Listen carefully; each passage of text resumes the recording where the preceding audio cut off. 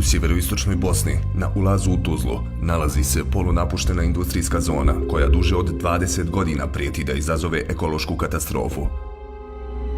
Burad, evo gdje se rasulo, tanti smo čistili burad, evo trava ne raste.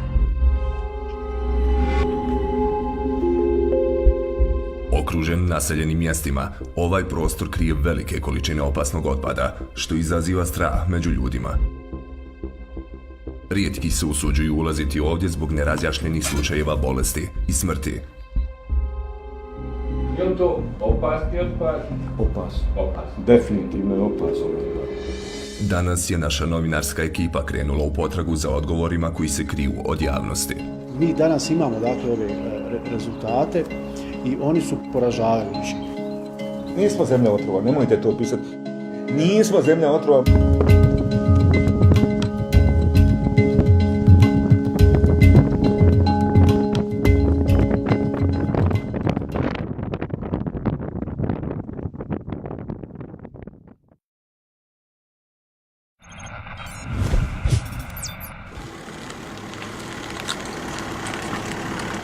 Abdul Džozić, profesor na Tehnološkom fakultetu u Tuzli, ima novi zadatak. On će pomoći novinarima Centra za istraživačko novinarstvo u potrazi za opasnim otpadom sa kojim se susreću lokalni berači željeza.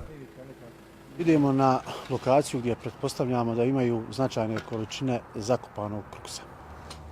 Vršit ćemo uzorkovanje dakle, tih komada kojih nađemo. Ako budu u nekim velikim količinama, onda ćemo uzeti i razbiti ovim mašovom. Uzet ćemo to staviti u jednu plastičnu vrećicu i odnijećemo ih na analizu. Kruks je potencijalno kancerogen otpad koji je lokalna hemijska industrija stvarala kao nusproizvod nekoliko godina prije rata. Lokalni stanovnici su već čuli za njega, a berači željeza ga viđaju dok tragaju za dijelovima fabrike koji još nisu izrezani i odneseni iz kompleksa nekadašnjih fabrika.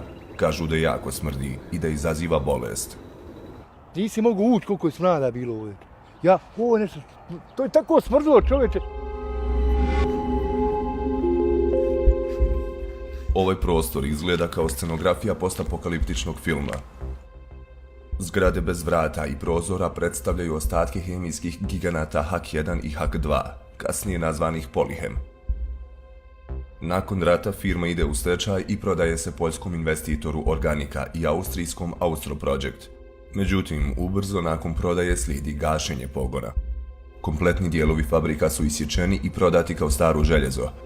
Investitori su za sobom ostavili devastirane objekte i veliku količinu toksičnog otpada, koji je ovdje zakopavan 5 godina do rata.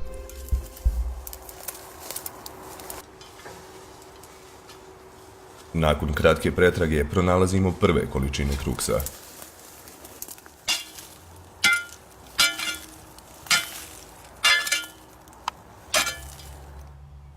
Kruks je toksični industrijski otpad koji je nastao u dijelu Polihema, poznatom kao hlor-alkalni kompleks 2, odnosno HAK2. U danima kada je ovaj kompleks radio punom parom, proizvodio je skoro 9 tona kruksa dnevno, koji je uglavnom spaljivan. Znači, to je bilo kao gorivo. Da. Znači, to je bilo, kruks se koristio zbog ove kalorične moći kao gorivo. U peći za spaljivanje organskih materijala u otpadnim vodama. Međutim, kada je peć bila van upotrebe, ovaj otpad je odlagan na gradsku deponiju ili zakopavan u krugu fabrike. Je li to opasni otpad? Opasno. Definitivno je opasno. Ove kanale kopaju berači željeza. Jedan od njih je 30-godišnji Aldin Bejhanović, koji je tragajući za željezom sa ocem i stricem naišao na crne komade koji liče na katran. Počelo je smrditi. Kakav je to bio smrad? Možete li opisati? Znači, palo za oči. I se moglo izdržati. Aldin je nakon toga dobio emboliju pluća, začepljenje arterija koje vode krv do ovog organa.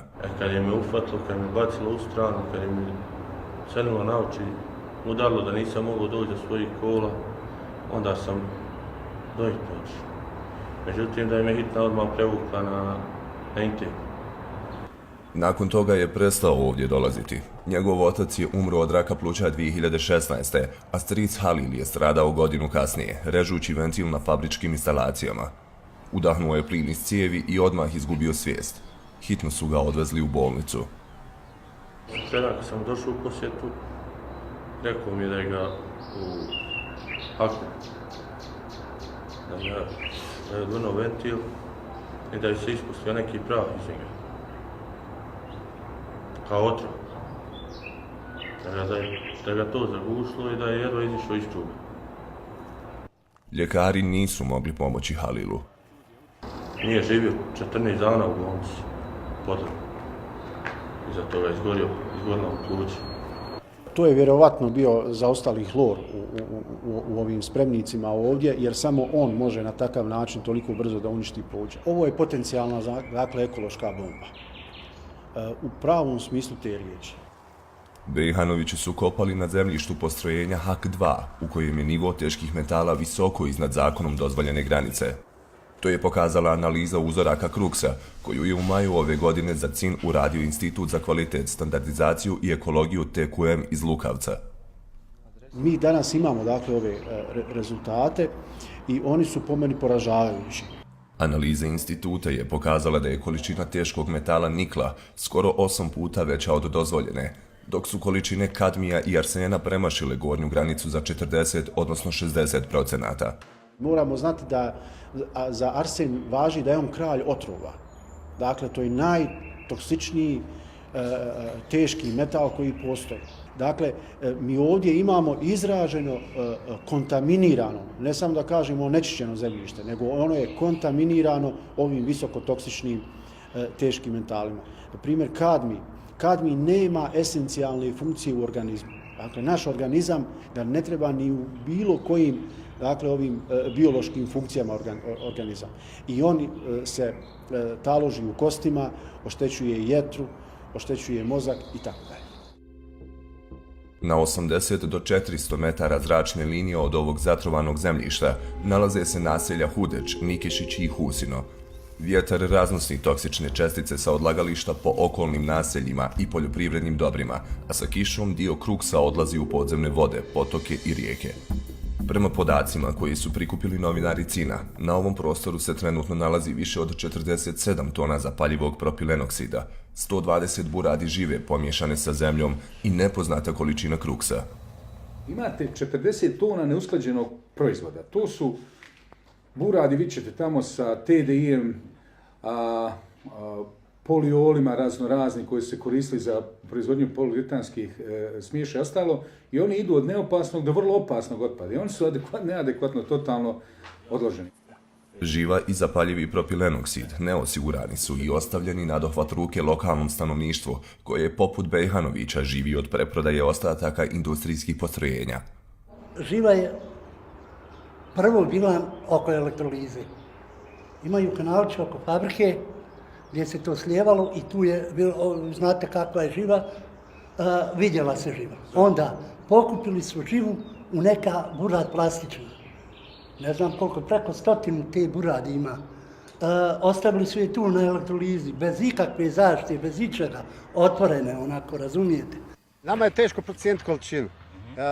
Velika je količina bila u pitanju, a sad da li je to 4.500 tona, ne znam, ali znam da je velika količina ovdje bila odlična. Kada se krajem 80-ih pročulo da se opasni kruks odlaže na gradsku deponiju i u dvorište fabrike, vlasti su tražile od uprave postrojenja da izgradi odlagalište kruksa uz industriju.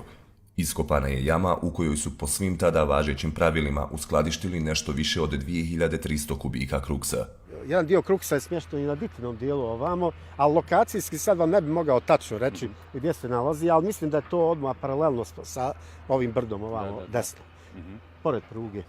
Federalna vlada je 2010. godine obezbijedila oko 850.000 maraka za djelimičnu sanaciju ove deponije. Posao su dobile firme Kemokop iz Tuzle, Grios iz Gruda i Reciklon iz Sarajeva, a zadatak je bio da saniraju četvrtinu deponovanog kruksa. Na kojem je to prostoru rađeno? U Diti ili u Haku? To je u Diti. U Diti rađeno, aha. U Haku ništa nije rađeno. U Ministarstvu okoliša i turizma Federacije Bosne i Hercegovine nisu imali dovoljno novca za uklanjanje cijele deponije. Jer znate kako se troše proračunska sredstva? Vi imate na toj poziciji toliko novaca i taj novac se mora potrošiti za tu intervenciju, tu akciju. I onda se u ovim poslovima na taj način određuje. On nije mogao objasniti zašto je otpad uklanjan samo sa područja fabrike Dita. otvarate predmet star 8 godina za kojeg ovdje nema, kojeg neko da li je namjerno ili nenamjerno uklonio i gdje ja nemam nikakav argument, a vi imate sve argumente u svojim rukama. Ovdje se radi o prevari države. Prevari onih koji su finansirali sve ovo. Znači 850.000 maraka je bačeno, a da ljudi nisu odradili dio posla za koji su navodno rekli. U izvještaju vlade Federacije Bosne i Hercegovine piše da je Kruks samljeven, osiguran i prebačen na komunalnu deponiju u Kalesiji. Lokalne vlasti to negiraju. Sigurno znam da ja to ne bi dozvolio, niti bi građani dozvolili općini Kalesija da se dovozi takav otpad na prostor općine Kalesija. Međutim, novinari CILA su na ovoj deponiji pronašli okamenjene komade Kruksa. Mještani vjeruju da je Kruks zakopavan i na obližnje tuzlanske deponije. Ako ne bude nigdje dokaz da je neki konkretan, da je to lagarovalo, vrlo jednostavno gdje. Ispod naše noge. Nadležno federalno ministarstvo okoliša i turizma nema pouzdane i kompletne podatke o vrstama i količinama opasnog otpada u ovom entitetu, niti zna gdje su sve crne tačke, mjesta zagađena opasnim otpadom. Također, kako nikada nisu uradili plan upravljanja opasnim otpadom, tako ni ministarstvo ne može odrediti prioritete saniranja kritičnih odlagališta, niti planirati potreban novac. Mi ovdje možemo vidjeti da za 10 godina praktično nije urađeno ništa. Jedan dio otpada je izmješten samo na drugu lokaciju. Eto, to je urađeno, a imamo ekološku bombu između Tuzle i Lukovca.